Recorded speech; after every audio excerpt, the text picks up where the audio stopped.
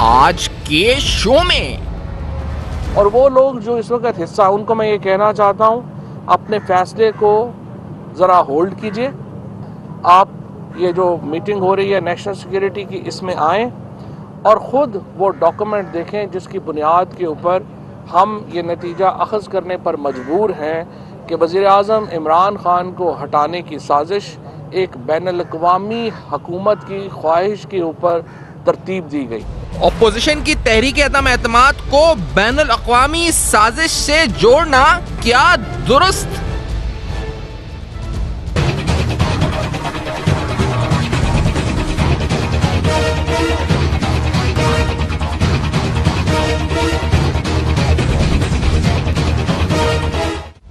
सियासत एक नया रुख भी मोड़ सकती है। आइंदा 48 घंटे अहम करार।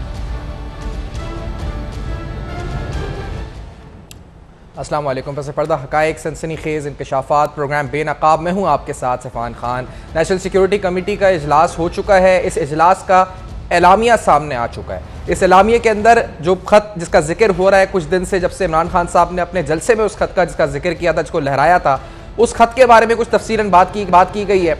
क्या कहा गया है लफ्ज़ ब लफ्ज़ इस कमेटी के इजलास में जो सामने एलामिया है आपके सामने रख देते हैं। The national security adviser briefed the committee on the formal communication of a senior official of a foreign country to Pakistan ambassador in the said country. यानी मुल्क का नाम नहीं लिया गया है, लेकिन बताया गया कि सीनियर ऑफिशियल ने कम्युनिकेट किया एक फॉरेन कंट्री के पाकिस्तान के एम्बेसडर से in a formal meeting which was duly conveyed by the ambassador to the ministry of foreign affairs. और फिर उस मीटिंग के बारे में कन्वे किया गया by the ambassador to the ministry of foreign affairs. इस कमेटी के इजलास में ग्रेव कंसर्न्स यानी तशवीश का इजहार किया गया है उस कम्युनिकेशन के ऊपर। कहा गया कि terming the language used by the foreign official as undiplomatic, गैर सिफारती जबान का इस्तेमाल हुआ। The committee concluded that the communication amounted to blatant interference, Pakistan के अंदरूनी मामलात में मुदाखलत करार दिया गया। और कहा गया in the internal affairs of Pakistan by the country in question which was unacceptable, यानी किसी भी तरह काबिल कबूल नहीं है under any circumstances. National security committee की मीटिंग का एलामिया। द कमेटी डिसाइडेड कि एक्शन क्या होगा, यह बताया गया कि the committee decided that Pakistan will issue a strong remark to the country in question both in Islamabad and in the country's capital through proper channel in keeping with diplomatic norms. सिफारती आदाब को सामने रखते हुए इस मुल्क के साथ डिसप्लेजर का इजहार किया जाएगा। Participants also endorsed the cabinet decision in the special cabinet meeting held on 30th March 2022 under the Prime Minister to take Parliament into confidence with an in-camera briefing of the National Security Committee of the Parliament। तो ये National Security Committee के हवाले से अहम तरीन इजलास और इसका एलामिया हमारे सामने आ चुका है। कहा जा रहा है कि वज़ीर-ए-आज़म साहब को भी खिताब सवा सात में करना था, जो अब शायद थोड़ा मौखर हुआ है।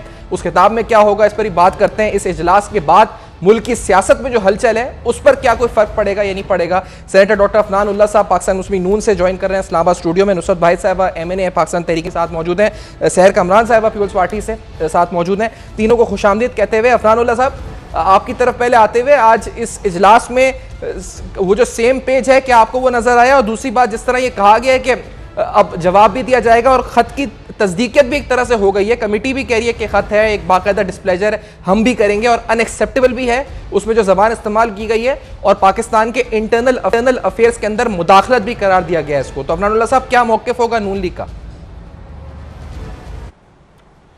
जी बिस्मिल्लाहिर्रहमानिर्रहीम। देखें, बात यह है कि जो इन्फॉर्मेशन हमें अभी तक मिली है हमारे सोर्सेज से, वो ये क्लेम करती है कि पाकिस्तान को कोई लेटर नहीं भेजा गया। पाकिस्तानी एक एम्बेसडर ने या एक एम्बेसी के बंदे ने अपनी एक असेसमेंट लिख के भेजी है पाकिस्तान में, जो उसने मुलाकातें की हैं मुख्तलिफ़ लोगों के साथ किसी बाहर के मुल्क के अंदर। और उस असेसमेंट के अंदर ये लिखा गया है कि जैसे कि पाकिस्तान का जो है वो जो भी फॉरेन पॉलिसी है उसके ऊपर जो है वो एक उन्होंने अपना वो दिया है, और इसके ऊपर जो है वो हुकूमत ने इसको बेसिकली जो है वो इशू बनाया है, और स्ट्रॉम इन अ टी कप वाली सिचुएशन है मेरे नज़दीक। उसकी वजह यह है कि जिस हुकूमत ने ये फॉरेन फंडिंग का मामला जो है किया हो, जिसके अंदर ECP का जो है वो पूरी डॉक्यूमेंटेशन मौजूद है कि इंडियन और यूएस लॉबी से पैसे लिए हैं वो कैसे, और फिर उसके बाद वो उस पैसे से पाकिस्तान के अंदर वो जो है वो हुकूमत में आए हैं, तो वो किस तरह किसी और को कुछ कह सकते हैं। देखें ना, मॉरल आपका ग्राउंड भी तो होना चाहिए ना किसी को इशू करने के लिए। और अगर इन्होंने नेशनल सिक्योरिटी कमेटी की मीटिंग करके ये जो है वो जो आप कह रहे हैं कि ये कम्युनिकेशन करनी है, तो ठीक है, फिर अगर वो ये कम्युनिकेशन हुकूमत वक्त की क्या कहते हैं ये सवाबदीद होती है, तो वो ये कर दें कम्युनिकेशन और फिर केस को क्लोज करें और जो नो कॉन्फिडेंस मोशन है उसको प्रेजेंट करें, ताकि उसके ऊपर वोटिंग कराएं, ताकि ये मामला क्लोज हो और मुल्क आगे चले। ये कि जी जो इंटरनेशनली कोई मामला हो जिसको आप लिंक कर दें अपने लोकल अपनी जो है वो पॉलिटिक्स के साथ, ये ठीक नहीं है। आपके खिलाफ नो कॉन्फिडेंस मोशन की इनिशिएशन नवंबर में हुई थी, ये लेटर मार्च में आया। अफरान साहब ये फरमाएंगे रशिया फरवरी की 23 तारीख को गए थे। अच्छा अफरान साहब ये बताएं, क्योंकि ये जिस तरह आप कह रहे हैं कि इस पे सियासत हुई, चले एक हद तक हम आपसे मैं एग्री कर रहा हूं कि सियासत हुई, बुजरा की स्टेटमेंट्स आई, इसको एक इशू बनाया गया, सियासी पॉलिटिक्स के लिए यूज किया गया, लेकिन अब तो नेशनल सिक्योरिटी कमेटी का इजलास हुआ है जिसके अंदर हमारे सर्विसेज चीफ मौजूद हैं, हमारे तमाम मिनिस्टर्स तो चले मौजूद हैं, लेकिन इसके अलावा हमारी जो सिक्योरिटी के इदारे हैं वो सब भी मौजूद हैं। वहां पर करार दिया गया है कि ये तशवीशनाक है, वहां पर कहा गया है कि ये अनएक्सेप्टेबल है, ये अनडिप्लोमेटिक है, ये कहा गया है कि ये पाकिस्तान के इंटरनल अफेयर्स के अंदर मुदाखलत है। तो इसका मतलब ये तो सियासत नहीं हुई है, ये तो नेशनल सिक्योरिटी इजलास में जो बात आई है सामने, इसको तो आप सियासत नहीं करार दे सकते। ये तो फिर हकीकत हो गई है कि खत है वाकई में और इसमें ऐसी जबान इस्तेमाल भी हुई है जो अनडिप्लोमेटिक थी। फरहान साहब देखिए, नेशनल सिक्योरिटी कमेटी के अंदर हुकूमत के वज़ीर आज़म खुद होते हैं, सदर मेरा ख्याल है होते हैं, और जो कुछ वज़ीर होते हैं जी, और सर्विसेज चीफ होते हैं, इंटेलिजेंस चीफ होते हैं। तो मोर और लेस गवर्नमेंट ही की रिप्रेजेंटेशन होती है। तो जो इशू गवर्नमेंट ने रेज़ किया है उसी गवर्नमेंट ने नेशनल सिक्योरिटी कमेटी की मीटिंग बना के उसको हेड करके उसके अंदर इस बात को क्या कहते हैं वो किया है। उसके अंदर ना अपोजिशन थी ना कोई थर्ड पार्टी थी, तो उसके ऊपर अब हम क्या कमेंट कर सकते हैं। लेकिन मैं ये बात फिर भी कह रहा हूँ कि चलें, आपने एक मीटिंग कर ली, उस मीटिंग के नतीजे के अंदर आप ये कह रहे हैं कि आप अपनी रिजर्वेशन जो है वो जो रेलेवेंट कंट्री है उस तक पहुँचाएंगे, तो ठीक है, आप ये कर दें।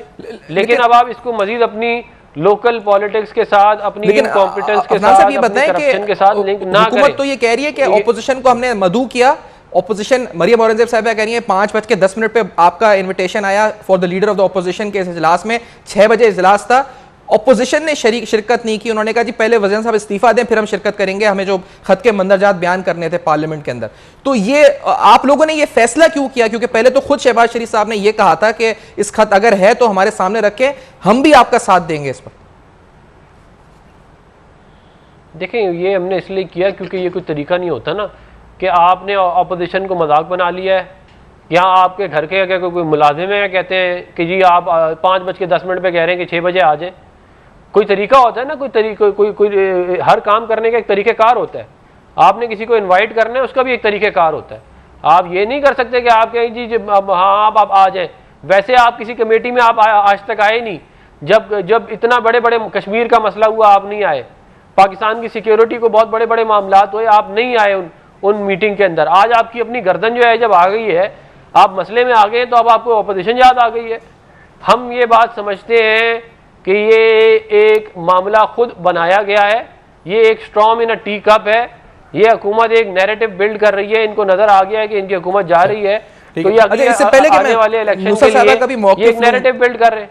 इस बारे में क्या पीपल्स पार्टी सहर कामरान साहिबा आप भी यही मौक़िफ़ रखती है आपकी जमात के? क्या ये इस कमेटी के इजलास के बाद फरमाएगा? क्योंकि इससे पहले तो तकरीर की हद तक था, एक खत लहराया गया था, फिर कुछ जिक्र वज़रा की स्टेटमेंट्स थी, लेकिन इस इजलास के बाद क्या आप भी ये समझती हैं कि इजलास ये हुकूमत की नुमाइंदगी हुई है इस इजलास में सहर साहिबा, और आप इस कमेटी के इजलास के एलामी को किस नज़र से देखती हैं? देखिए, सबसे पहले तो चेयरमैन बिलावल भुट्टो जरदारी को इनवाइट नहीं किया गया, एक चीज़। दूसरी चीज़ मैं ये कहूँगी कि इमरान खान साहब के खिलाफ कार्रवाई होनी चाहिए मुजरिमाना गफलत की, ठीक है, मुजरिमाना गफलत की। आप देखें कि अगर ये लेटर ओरिजिनेट हुआ 7 मार्च को, इमरान खान साहब उसको छुपा के बैठे रहे, अपनी सियासी तकारीर करते रहे, जलसों के अंदर गालियाँ देते रहे, अपनी बंदूक की नशिस्त बताते रहे, ठीक है, आप जो है वो उनके वुज़रा जो है सुसाइड बमर बनते रहे, और उन्होंने इस बात की जरूरत नहीं की कि वो नेशनल सिक्योरिटी कमेटी की मीटिंग बुलाएं और हकाइक से आगाह करें। वो OIC की मीटिंग में US अंडर सेक्रेटरी को बुलाते हैं, वजीर खारजा उनके साथ बैठते हैं, फोटो सेशन करते हैं, कहते हैं बड़ी कंस्ट्रक्टिव मीटिंग हुई। तो मुझे बताएं कि अगर ये लेटर हकीकत है, या तो ये शाह महमूद कुरैशी साहब ने लिखवाया है या ये मोईद यूसुफ ने लिखवाया है। दो ऐसे जहन है यहाँ पे। एक तो इन्होंने अपने, इनके जो शहबाज गिल साहब हैं जो अभी कौमी गैरत की बात कर रहे हैं, वो अभी तक अमेरिका से तनख्वाह लेते हैं। वो जो नेशनल सिक्योरिटी एडवाइजर है वो भी इंपोर्टेड है अमेरिका से। आधी से ज्यादा काबीना के अंदर जो एडवाइजर थे वो ऐसे ही हैं जो इंपोर्टेड है। और उनकी बात नहीं, लेकिन साहब वो तो चले ठीक है, आप कह रहे हैं कि उनकी काबीना है, हुकूमत है, लेकिन इसमें तो सर्विसेज चीफ हैं, इसके अंदर आपके जो अभी जो कमेटी हुई है ये किसकी तर्जुमानी, इसमें जिस तरह से फैसला आया सामने? मैं ये मुतालबा करती हूँ आपके चैनल के थ्रू, मैं ये मुतालबा करती हूँ कि इमरान खान के खिलाफ कार्रवाई की जाए, क्योंकि उन्होंने नेशनल इंटरेस्ट को कॉम्प्रोमाइज किया। अगर ये लेटर हकीकत था, अगर ये लेटर हकीकत है, उन्होंने तो सर्विसेज चीफ के सामने एक रखा ना कि जी हमारे सफीर ने ये लिख के भेजा है। पहली बात तो ये कि मैं समझती हूँ कि इस तरह की हरकत करके आइंदा कोई भी डिप्लोमेट जो पाकिस्तान के सफीर होंगे उनसे बात करते हुए 100 दफा सोचेंगे कि हम बोलते क्या हैं, ये लिखते क्या हैं, और ये भी पता लग जाएगा कि ये फरमाइशी नोट भी लिखते हैं। और दूसरी चीज ये कि मुझे ये बताएं कि इमरान खान साहब मुजरिम नहीं है, क्या उन्होंने मुजरिमाना गफलत नहीं की? अगर इस लेटर को मैं दुरुस्त मान लूं, और मैं समझती हूं कि उनका मैंडेट खत्म हो गया, वो इस्तेकाक हो चुके, उन्होंने पाकिस्तान की नेशनल सिक्योरिटी को और पाकिस्तान की इज्जत और वकार को कॉम्प्रोमाइज किया, अब वो नो कॉन्फिडेंस का सामना करें, घर जाएं और आइंदा आने वाली हुकूमत के ऊपर ये छोड़ दें कि वो इस मुल्क का वकार कैसे बहाल करते हैं। आपने जहां तक कि नो कॉन्फिडेंस, आपने जैसा कहा सहसभा कि ये आपने कहा ये खत जो है खुद इन्होंने फोर्ज किया, खुद मैनिपुलेट किया, या फिर मोईद यूसुफ साहब ने किया, शाह महमूद साहब ने किया। अच्छा, इससे पहले कि नुसरत साहबा का मौक़िफ़, नुसरत साहबा इसमें जो पार्टिसिपेंट्स हैं नाज़रीन आपको बताते चले, ये 37वां इजलास है नेशनल सिक्योरिटी कमेटी का, जिसको प्राइम मिनिस्टर हाउस में चेयर किया गया। The meeting was attended by federal ministers of defence, energy, information and broadcasting, interior, finance, human rights, planning, development and special initiatives, यानी इसमें असद उमर साहब थे, फवाद चौधरी साहब थे, शेख रशीद साहब थे, परवेज़ खट्टक साहब थे, हमाद अजहर साहब थे। इसके अलावा chairman joint chief of staff committee इसमें थे, सर्विसेज चीफ थे, और नेशनल सिक्योरिटी एडवाइजर जो है मोईद यूसुफ साहब, उन्होंने ये ब्रीफिंग दी है, और उसके अलावा कुछ सीनियर ऑफिसर्स लिखा हुआ है कि इसमें शामिल थे। तो ये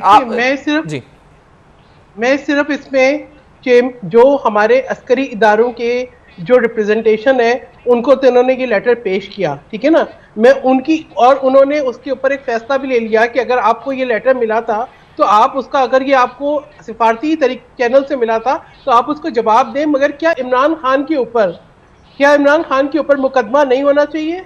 क्या जवाबदेही नहीं होनी चाहिए? कि 7 तारीख से ये लेटर वो इंतजार कर रहे थे कि मैं जलसे में लहराऊंगा, सियासी मकासद के लिए इस्तेमाल करूंगा, और फिर अगर ये लेटर आपको मिल गया था 7 तारीख को, आपने क्यों अमेरिका के अंडर सेक्रेटरी को OIC की मीटिंग में बुलाया? वो तो OIC की मेंबर नहीं थी। फिर वो फोटो सेशन क्यों किया? कौम को धोखा क्यों दिया?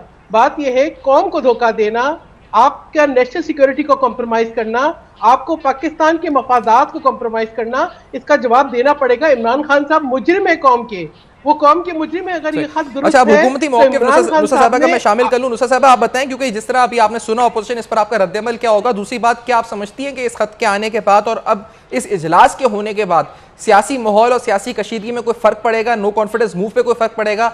आप सियासी तौर पर मजबूत होंगे, आपकी जमात मजबूत होगी नुसरत साहबा इसके बाद? जी, बिस्मिल्लाहिर्रहमानिर्रहीम, बहुत शुक्रिया अपने प्रोग्राम में मुझे इनवाइट करने का। देखें, हालात जिस किस्म का रुख इख्तियार कर रहे हैं और जो कुछ हो रहा है, इस लेटर की बात, ये लेटर उस तरह का लेटर नहीं है, फॉर्मल लेटर जिस तरह कहते हैं, साइन करके आपको दे दिया। ये एम्बेसडर की बात हुई है किसी बहुत इंपॉर्टेंट आदमी से, और वो उन्होंने जो उसके पॉइंट्स होते हैं वो बाद में उसको रेस किए और लिखा और प्राइम मिनिस्टर को दिया।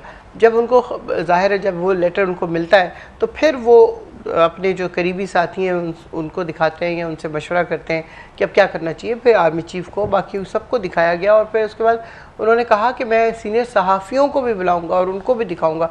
तो उनसे भी मुलाकात की, उनको भी दिखाया गया। देखिए, अगर इसमें कोई चोरी या कोई बेनिफिट उठाने की बात होती तो ये बहुत पहले हो चुका होता। अदम एतमाद की जो आई है मोमेंट, उससे बहुत पहले ये वाली चीज़ें हो जाती, लेकिन ऐसा नहीं है। 7 तारीख को आया है और 8 तारीख को इन्होंने अदम एतमाद की रखी है, टेबल किया है इन्होंने। तो ये इसमें प्राइम मिनिस्टर कोई अपने ज़ाती फ़ायदे के लिए नहीं कर रहे ये सब कुछ, ये सिर्फ बता रहे हैं कि जब इस मुल्क में कोई इंसान इंडिपेंडेंट होना चाहेगा, खड़ा होना चाहेगा, अपनी फॉरेन पॉलिसी को न्यूट्रल रखना चाहेगा, तो उसके साथ फिर ये हशर होगा। इनको याद होगा सहर साहिबा को कि प्राइम मिनिस्टर जुल्फ़िकार अली भुट्टो ने ख़त लहराया था पिंडी में और कहा था कि ये सफ़ेद हाथियों की तरफ से आया है। क्या हुआ उनका अंजाम? लेकिन आप देखिए, मैं चाहूंगा कि अगर हम इस पर पहले बात कर खान जाना चाह रहे थे रशिया। अब नुसरत जिस तरह आप खुद कह रही हैं, आप भी कह रही हैं, आपकी जमात भी कह रही है, और अब तो नेशनल सिक्योरिटी कमेटी की मीटिंग भी कह रही है कि ये मामला जो है इस वक्त कंसर्निंग है, कंसर्न का इजहार किया गया है, इस कम्युनिकेशन को हम डिप्लोमेटिक करार दिया गया है। तो क्या अब तमाम जमातों को एक पेश पे आ जाना चाहिए, क्योंकि ये तो बज़ाहिर जो नेशनल सिक्योरिटी कमेटी ने कहा है, और आप ऐसा बिल्कुल आ जाना चाहिए। देखिए अभी हमारी मीटिंग थी, यही असद उमर साहब और मोहित साहब हमें ब्रीफ कर रहे थे, और उसके लिए अपोजिशन को भी कहा गया, जिस पे उन्होंने मरियम औरंगजेब ने कहा कि हम क्या इतने फारिग बैठे हैं कि उसमें आ जाए। तो ऐसा नहीं है, ज़ाहिर है इजलास था, इजलास के ख़त्म होने के बाद 1 घंटे के बाद रखा गया था ताकि सब लोग अगर इधर उधर जाके कुछ खाना पीना चाह रहे हैं तो उसके बाद आ जाएं। वहीं से वहीं तो जाना था, कोई ये थोड़ी कि कोई लंबी उनको ट्रैवल का कहा गया। लेकिन ये लोग नहीं आए, अपोजिशन का कोई भी बंदा नहीं आया, हम लोग वहाँ पे थे।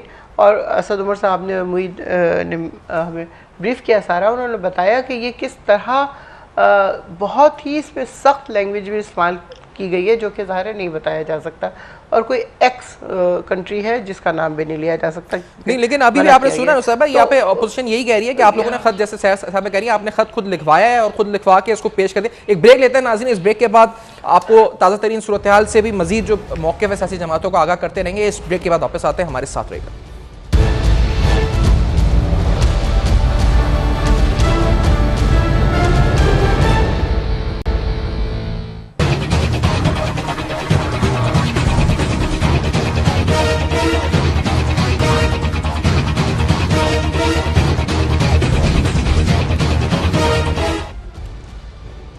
Welcome back. आप देख रहे हैं बेनकाब, और आज बेनकाब में तफसीलन अहम तरीन सवालात हम उठा रहे हैं इस खत के हवाले से, इस मुरासले के हवाले से, जो अब नेशनल जो हाईएस्ट फोरम है आपकी सिविल मिलिट्री का, उस फोरम के अंदर भी जिसको कहा जाए तो इंडोर्स कर दिया गया। क्योंकि पहले सवाल यहाँ पर यह था नाज़रीन कि कोई खत है या नहीं है। तो ये तो है कि कोई कम्युनिकेशन हुई है वहाँ के एक डिप्लोमेट की तरफ से, वहाँ के उनके एम्बेसी ऑफिशियल्स ने बुलाकर वो कम्युनिकेशन यहाँ मिनिस्ट्री ऑफ फॉरेन अफेयर्स को की गई है, और ये इंडोर्स आज नेशनल सिक्योरिटी कमेटी के अंदर भी कर दिया गया है। इसमें जो ज़बान इस्तेमाल हुई है उसको भी कहा गया जी कि वो अनडिप्लोमेटिक है, ये कहा गया है कि वो उसकी कतन ज़रूरत नहीं थी, और ये भी कहा गया है कि इसके पाकिस्तान के इंटरनल मामलात में मुदाखलत जो है वो हरगिज़ जो है नाकाबिले कबूल होगी। तो ये तो बात हुई है जी कि कम्युनिकेशन कोई हुई है, जो पहले कहा जाता कि कुछ नहीं है। लेकिन अब ये दूसरा पहलू इसका ये था कि इसे हुकूमत किस तरह इस्तेमाल कर रही है, कि हुकूमत इसको अपनी सियासी बका के लिए इस्तेमाल कर रही है, सियासत के तौर पर नेशनल सिक्योरिटी के मसले को सियासी बना रही है, ये एक अलग पहलू है। लेकिन आज इस इजलास के बाद क्या फर्क पड़ेगा, इस पर हम गुफ्तगू कर रहे हैं फरहानुल्लाह साहब, क्योंकि ये तो जिस तरह मैं कह रहा हूं कि हाईएस्ट फोरम है, तो क्या आप इस फोरम की क्रेडिबिलिटी को भी चैलेंज कर रहे हैं? जिस तरह आप कह रहे हैं भी हुकूमत का ही एक तरह से हिस्सा है, तो ये तो रियासत के नुमाइंदे, इदारों के नुमाइंदे भी यहाँ मौजूद हैं जो कह रहे हैं कि कम्युनिकेशन हुई है। तो क्या आप इसको भी कह रहे हैं कि storm in the tea cup है, और ये उसको फैसिलिटेट कर रहे हैं जो गवर्नमेंट का नैरेटिव है, जो इदारों के सरबराह वहां बैठे हुए? देखिए, मैं ये कह रहा हूँ, मैंने अभी आपके जो प्रोग्राम के जो इस वक्फे में बीच में मैंने वो लेटर जो इन्होंने स्टेटमेंट दी है वो मैंने पढ़ी है, वो भी इंटरनेट पे आ गई है। उसके अंदर ना मुल्क का नाम लिखा हुआ है, ना ये लिखा हुआ है कि कोई नो कॉन्फिडेंस मोशन वाला इशू है, ना उन्होंने एक जो भी मुल्क है उसने एक रिजर्वेशन दी है किसी एक मामले के ऊपर। मेरा ज़ाती तौर पे ख्याल ये है, अगर आप जो इस वक्त दुनिया के सूरत हाल है उसको अगर सामने रखें, तो वो मोस्ट प्रॉब्ली यही होगा कि जो रशिया और यूक्रेन का मामला चल रहा है उसके तनाजुर में किसी ने कोई कम्युनिकेशन किया है, तो उसका जो जवाब बनता है पाकिस्तान की रियासत को, जो जवाब उसका देना चाहिए वो उनको लिख के आप उस मुल्क को दे दें, और आप उस जवाब को लिख के दे दें, और आपकी हुकूमत जब तक है आप पाकिस्तान के वक़ार को और पाकिस्तान की फॉरेन पॉलिसी का दिफा करें। लेकिन आप उस लेटर को अपने ज़ाती मुफाद के लिए इस्तेमाल ना करें, आप उस लेटर को अपनी जो इनकॉम्पिटेंस है और जो आपकी करप्शन है उसको छुपाने के लिए इस्तेमाल ना करें। हम ये कह रहे हैं, आप मुझे एक बात बताएं कि क्या इस मुल्क के अंदर 50 रुपए किलो चीनी हम छोड़ के गए थे वो 160 रुपए किलो नहीं हो गई? क्या घी का 140 रुपए किलो जो है वो 400-500 रुपए किलो नहीं हो गया? क्या पेट्रोल, डीजल, क्या दालें, क्या ये सारा ये इंटरनेशनल साजिश थी? ये सारी की सारी ये क्या इंटरनेशनली क्या कहते हैं किया गया था? तो बात ये है कि नो कॉन्फिडेंस मोशन का मामला नवंबर में शुरू हुआ था। उस वक्त कोई ना यूक्रेन का मसला था, ना कोई और मसला था, और ना ही कोई और इशू इंटरनेशनल चल रहा था। फिर वो बढ़ते बढ़ते जनवरी में आया जिसपे ऐलान किया हमने कि हम कर रहे हैं। लेकिन इमरान खान साहब रशिया ये बताएं कि फरवरी को गए हैं। ये आपने तो कहा कि इसको मुल्क उससे का नफी नाम करना नहीं लिखा गलत हुआ है। अफरान साहब, लेकिन मुल्क का नाम तस्वुर जो सब कर रहे हैं वो सबको पता है अमेरिका का है, जिसका नाम नहीं ले रही गवर्नमेंट। लेकिन दूसरी अहम बात, जिस तरह जो सहाफियों को बुलाया गया था उसमें बताया गया था, जो अल्फाज सामने सहाफियों ने कोट किए थे कि पाकिस्तान विल बी फॉरगिवन, यानी अगर ये हुकूमत चेंज हो जाती है तो फिर पाकिस्तान की माजी में जो पाकिस्तान ने एक पॉलिसी रखी है उसको माफ कर दिया जाएगा, जो सहाफियों ने लफ्ज इस्तेमाल किया था। तो ये जो लफ्ज है कि पाकिस्तान को माफ कर दिया जाएगा अगर हुकूमत चेंज हो जाती है, अगर नहीं होती तो फिर नहीं माफ, तो ये एक थ्रेट नहीं है आपको नजदीक के? ये जो या ये एम्बेसडर ने खुद थ्रेट बना दी, इसको अपनी उनकी असेसमेंट है, ये लफ्ज तो थ्रेट है बजाहिर खुद अगर देखा जाए, पाकिस्तान विल बी फॉरगिवन। देखें जो भी कोई एम्बेसडर है वो वफाक का मुलाजिम होता है, हुकूमत का बल्कि मुलाजिम होता है, हुकूमत ने उसको एम्प्लॉय किया होता है, वो काम करेगा जो हुकूमत उसको कहेगी। तो ये हो सकता है कि मामला इतना, मैं जैसे कह रहा हूँ ना, मामला इतना नहीं है जितना इसको बना दिया है सिर्फ अपनी इनकॉम्पिटेंस को छुपाने के लिए। आप और ये बात समझने की कोशिश करें कि क्यों मैं ये कह रहा हूँ। क्या पाकिस्तान का न्यूक्लियर प्रोग्राम अभी स्टार्ट हुआ है? क्या पाकिस्तान ने न्यूक्लियर धमाका किया है? क्या अफगान जिहाद चल रहा है? क्या वॉर ऑन टेरर अभी शुरू हुई है? भाई जब कोई मामला ही नहीं है, नेटो भी नहीं है अफगानिस्तान के अंदर, आप एम ही अपनी तरफ से छलांगे मार रहे हैं कि जी हमारे खिलाफ हो गया। भाई अगर कोई लेटर लिख दिया है तो आप उस लेटर का जो जवाब बनता है वो आप दे दें। आप अभी हुकूमत है इस वक्त, आप जो जवाब बनता है आप दे दें, लेकिन उसको आप पाकिस्तान की लोकल पॉलिटिक्स के साथ नत्थी ना करें। हम सारे इस मुल्क में मुहिब वतन हैं, हमने जेलें काटी हैं, हमने जाने दी हैं, हम इस मुल्क के उतने ही वफादार हैं जितना कोई और हो सकता है। लेकिन आप कह रहे हैं सर कि ये अफगान साहब को उसके पीछे ना आपने पढ़ा है ना अभी, ये आप देखें इसमें लिखा हुआ है द कमिटी कंक्लूडेड, यानी कमिटी ने कंक्लूड किया that the communication amounted to blatant interference in the internal affairs of Pakistan, कि जो कम्युनिकेशन हुई है ये पाकिस्तान के अंदरूनी मामलात में मुदाखलत है, ये भी इस कमिटी ने कंक्लूड किया है। तो फिर इसका फिर जवाब सिर्फ यही है कि ये ठीक है, लेकिन उसमें कहीं नो कॉन्फिडेंस वाली बात तो नहीं लिखी ना उसके अंदर? ये नहीं लिखी है कि नहीं लिखी ना उसमें? हाँ, मैं यही आपको कह रहा हूँ ना, मैं कह रहा हूँ देखिए, आपको अगर कोई लेटर ऐसा आया है जो आपको सही नहीं लगा, तो आपका काम ये है कि फॉरेन ऑफिस से मशवरा करके डिप्लोमेटिक नॉर्म्स के अंदर रहते हुए उसका जवाब लिख के उनको दे दें आप वापस। आप हुकूमत है इस वक्त, लेकिन आप उसको लेके तकरीरों में जाके उसको लहरा रहे हैं कि मुझे लेटर आ गया। आप उसके ऊपर सियासत ना करें। आप मुल्क को, आप पाकिस्तान की फॉरेन पॉलिसी को अपने जाती मुफाद के लिए इस्तेमाल ना करें। मैं ये कह रहा हूं, आपको इस बात का ख्याल होना चाहिए। मैं नुसरत साहब से पहले आपका मौके लो, मुझे सहर साहब से एक चीज पूछी। अभी अफरान साहब ने जिक्र किया कि चीनी और तेल और सब चीजें जो महंगाई हुकूमत ने कर दी, आज एक जो रेटिंग एजेंसी है मूडीज, उनकी तरफ से भी एक स्टेटमेंट आई, उन्होंने जो कंसर्न का इजहार मूडीज ने भी किया, पाकिस्तान की जो अभी रेटिंग है B3 स्टेबल रेटिंग है, लेकिन उन्होंने जो अल्फाज इस्तेमाल किए कि we view the no confidence motion as credit negative because it raises significant uncertainty over policy continuity as well as the government stable ability to continue to implement reforms to increase productivity growth and आपकी आवाज नहीं आ रही है सही, आपकी आवाज distort हो रही है, अगर आप रिपीट करते हैं। सहर साहब, मैं पूछना ही चाह रहा हूं कि आलमी रेटिंग एजेंसी मूडी जो है इस वक्त, मूडीज है जो पाकिस्तानी क्रेडिट रेटिंग्स देती है, जो पाकिस्तान की रेटिंग, अगर मेरी आवाज आ रही है, B3 है इस वक्त, उन्होंने आज कंसर्न का इजहार किया नो कॉन्फिडेंस मोशन के ऊपर। ये नहीं कि आपकी सियासत के ऊपर, उन्होंने इसलिए कहा कि स्टेबिलिटी से इफेक्ट होगी।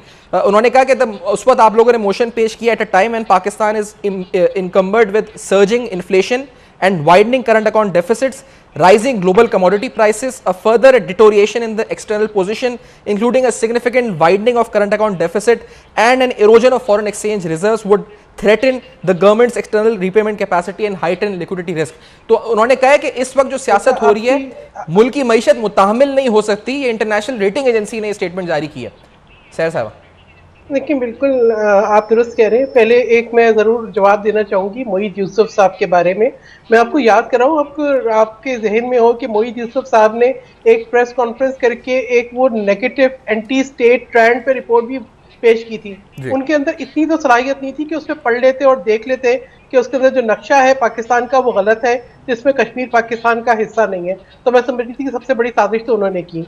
और दूसरी बात ये कि इस खत को लेकर के मैं दोबारा आपसे कहूँगी कि ये आपके चैनल के तवज्जुह से ये मेरा मुतालबा है कि इमरान खान साहब के खिलाफ कौमी वकार को कॉम्प्रोमाइज करने पे कार्रवाई की जाए, क्योंकि अगर ये लेटर एग्जिस्ट करता है, ये लिखवाया गया है, ये नहीं लिखवाया गया, और अगर ये वाकया पेश आया है तो 7 तारीख से वो इसको जेब में रख के क्यों बैठे थे, क्यों उन्होंने अमेरिका की अंडर स्टेट सेक्रेटरी को बुलाया, क्यों उन्होंने इसके ऊपर कोई कार्रवाई नहीं की, क्यों जो है नेशनल सिक्योरिटी कमेटी की मीटिंग इतनी डिलेड हुई, एक चीज।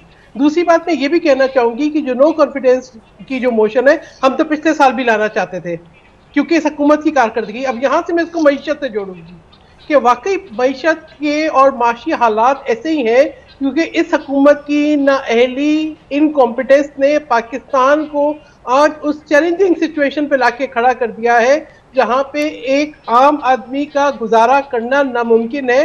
मुल्क जो है ऑलमोस्ट दिवालिया होने पे पहुंच गया है।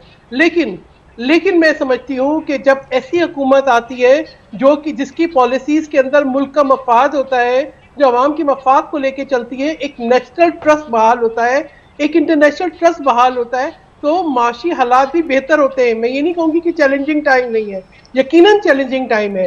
यकीनन जो आज मईशत का हाल है, जिस तरीके से आप ये देखें कि कहते हैं बम्पर क्रॉप, मैं तो खुद एग्रीकल्चर के शोबे से वाबस्ता हूँ। मैं आपको बताऊं कि जो है आपकी ज़राअत का बुरा हाल है, इनको कभी पानी नहीं देते और कभी जो है वो आप वहां से हुकूमत की माशी कारकर्दगी पे तो हमने बड़ी डिटेल में आपके साथ प्रोग्राम्स पहले भी हमने किए हैं, वो तो है। लेकिन ये बताएं कि ये जो नेशनल सिक्योरिटी कमेटी का जो हाईएस्ट लेवल है सिविल मिलिट्री का, क्या आप इसको भी डिस्क्रेडिट कर रहे हैं? आप लोग कह रहे हैं कि इसकी कोई अहमियत नहीं है, कि स्टेटमेंट की कोई अहमियत नहीं है, या इसकी स्टेटमेंट को इंटरप्रेट दूसरी हुकूमत अलग तरह कर रही है और आप लोग अलग तरह कर रहे हैं? क्या मसला है?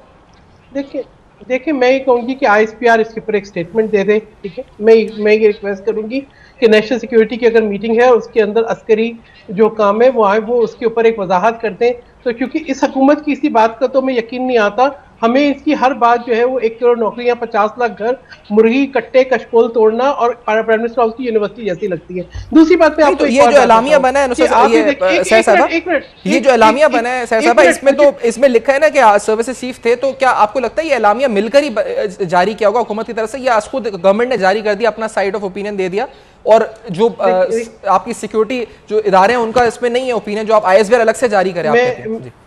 आप मेरी बात अगर मुकम्मल होने दें। देखिए पहली बात कि मैं जहां से रशिया के ताल्लुकात हैं, तो मैं आपको जरा सा बता दूं कि साबिक सदर आसिफ अली जरदारी 2011 में ऑफिशियल विजिट पे रशिया गए थे।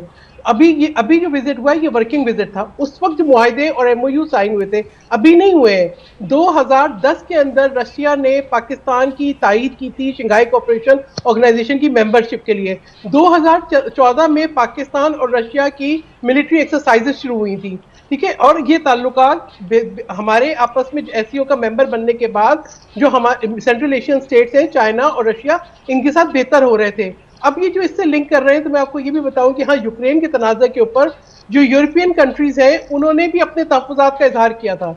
उन्होंने एक लेटर लिखा, पाकिस्तान के फॉरेन ऑफिस ने उस लेटर का सिफारती तरीक़ेकार से जवाब दे दिया। वो तो साजिश उसको नहीं कहा, उन्होंने कहा आपने सिफारती आदाब की खिलाफ वर्जी की है, उस पर आपको डिमाश इशू हो गया। इसी तरीके से अगर इस तरह की कोई बात है और किसी मुल्क ने तहफ़्फ़ुज़ात का इजहार किया तो पाकिस्तान को वही तरीक़ेकार उस वक्त इख्तियार करना चाहिए था। मेरा तो सवाल ये है कि अब तक ये इतनी ताख़ीर किसी क्या वजह है? ये आपने सवाल बार-बार रेज़ किया। नुसरत साहब, मैं आपसे लास्टली पूछना चाहूंगा, क्योंकि ये अभी भी फैसल जावेद साहब का ट्वीट में देख रहा था, इस्तीफा एब्सोल्युटली नॉट। कल फवाद चौधरी साहब कह रहे थे इंशाल्लाह वज़ीर-ए-आज़म इमरान खान 80%, उन्होंने इमरान खान साहब ने खुद कहा कि सहाफ़ियों से गुफ्तगू में कि मेरा इम्कान है कि मैं कामयाब हो जाऊंगा इस अदम एतमाद में। आज असेंबली के अंदर हमने देखा 172 अरकान तो अपोजिशन और आपके अलाइज जो साबका थे वो जमा कर चुके थे। 177 में से 172 की अटेंडेंस थी। अब इसके बावजूद अगर संडे को जो वोटिंग होनी है, तो अब कॉन्फिडेंस की वजह बचती क्या है नुसरत भाई साहबा? कि क्योंकि बज़ाहिर तो लग रहा है नंबर्स आपके खत्म हो चुके हैं, अक्सरियत आप खो चुके हैं, सामने जो नजर आ रही है पिक्चर। बिल्कुल बज़ाहिर ऐसे ही लग रहा है, लेकिन बहुत सारे ऐसे लोग हैं जो इनकी पार्टी के हैं, उन लोगों ने कांटेक्ट किया है हमारे लोगों के साथ, और हमारे अपने जो गए थे इनके पास वो भी काफ़ी सारे वापस आना चाह रहे हैं। ये तो खैर उसी दिन पता चलेगा जिस दिन ये काउंटिंग होगी। आज तो खैर वो लोग ज़्यादा थे और हम लोग इसलिए नहीं आ रहे कि हमें वहाँ पे होना नहीं है। जाते हैं वैसे ही 2-4 लोग चले जाते हैं, लेकिन अदरवाइज़ हमें वहाँ पे होना नहीं है, इसलिए हम नहीं जा रहे। कॉन्फिडेंस की वजह क्या है? कॉन्फिडेंस की वजह ये है कि प्राइम मिनिस्टर को पता है कि अवाम उनके साथ है। आपने देख लिया वो जलसा जिसमें इतना पूरा इस्लामाबाद भर गया था, वो जगह तो बहुत छोटी पड़ गई थी, दुनिया की सारी सड़कें इस्लामाबाद की भरी हुई थी, लोग दरख्तों पे चढ़े हुए थे। लोग प्राइम मिनिस्टर के साथ हैं क्योंकि उनको पता है लोग तो साथ हैं, लोग साथ हैं, लेकिन लोग एमएनएज आपके साथ नहीं है जो हुकूमत बनाने के लिए आपको असेंबली में अरकान शो करने हैं, जो बजाय नजर आ रहा है नहीं पड़ता। मैं आपसे यही अर्ज कर रही हूँ कि वो लोग जो गए हुए हैं और वो लोग जो इनकी पार्टीज के हैं वो बहुत ज़्यादा हमसे इन कांटेक्ट हैं। अच्छा। और इंशाल्लाह जो गए हैं उसमें से भी आधे से ज़्यादा तो वापस आ जाएंगे, और जो दूसरी पार्टीज के हैं वो भी हमसे ठीक है। बहुत बहुत शुक्रिया नुसरत साहब, आपने ज्वाइन किया। अफनान साहब आपका बहुत बहुत शुक्रिया। सहर साहब आपने प्रोग्राम में ज्वाइन तरीन वक्त के ऊपर ये बात हमने की। नाज़रीन, नेशनल सिक्योरिटी कमेटी की मीटिंग हुई, उसका एलामिया आया और उस पर मुख्तलिफ पार्टीज़ का मौक़िफ़ आपने देखा। फीडबैक दे सकते हैं हमारे फेसबुक, ईमेल्स और ट्विटर पर। देखते रहिएगा। अब तक अपना बहुत ख्याल रखिएगा।